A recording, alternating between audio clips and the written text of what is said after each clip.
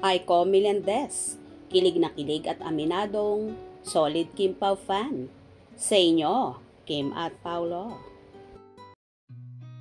I've seen a lot of change, been through a lot of pain. Some things are not the same as they were a year ago, but all will be okay. I move on each and every day. The past. Sa naging latest vlog ng actress na si Aiko Melendez, dito ay nagkaroon siya ng guest na isang psychic at ang pinahulaan nga niya ay ang magkatandem at napapabalitang magjowa na sina Kim Chiu at Paolo Avellino.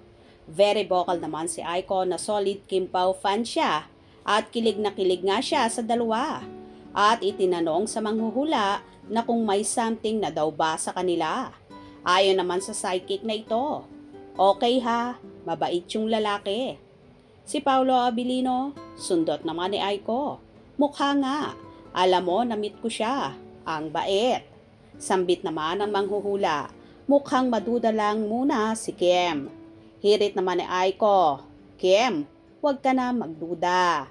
Mukhang sila naman ang pwedeng mag-ending kung saan sinabi ni Aiko na so excited na, talaga, oh my God. Maganda silang gumawa ng negosyo. Negosyo lang, sundot naman ni Aiko. Sagot naman ng psychic. Magpuproduce sila ng negosyo or movie. Tatangkilikin din ito. Parang medyo ito naman ang hindi. Kalaban ng cat din.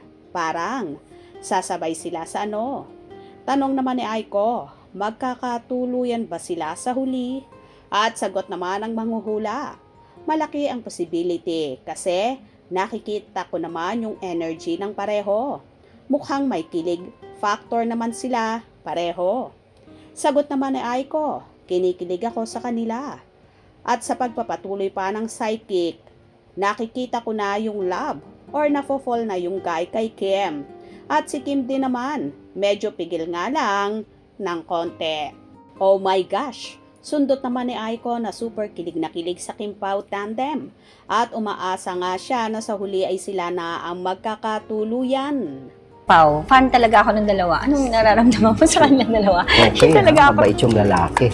Si Pao Avellino? Mukha nga. Alam mo, na-meet ko siya. Mabait. Medyo maduda lang muna si Kim? Si Kim. Pero, Kim, huwag ka na magduda.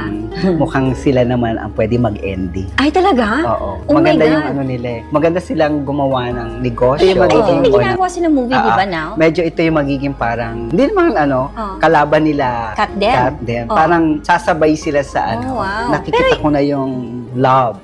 Ay, talaga? Napopol na talaga yung guy kay Kim. At si Kim naman ganun din. Medyo pigil lang nga lang ng konti. Oh my gosh! Well, halos lahat naman ay ito ang hiling ng lahat.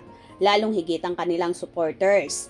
Damang-dama naman kasi ng lahat ang totoong pagmamahala ni Kim at Paolo sa isa't isa, na ayaw pa ngang umamin sa publiko sa real score ng kanilang relasyon. For sure, gusto lang talaga ng Kim Pao na maging pribado ang lahat at gusto lang siguro nilang namnamin ang mga bagay-bagay na sila na lang muna ang nakakaalam. Kaya abang-abang tayo at wag na wag pahuhuli sa mga maiinit pang magaganap sa bagong lovebirds na palaging pinag-uusapan sa social media. Hope you enjoyed. Please subscribe for more info.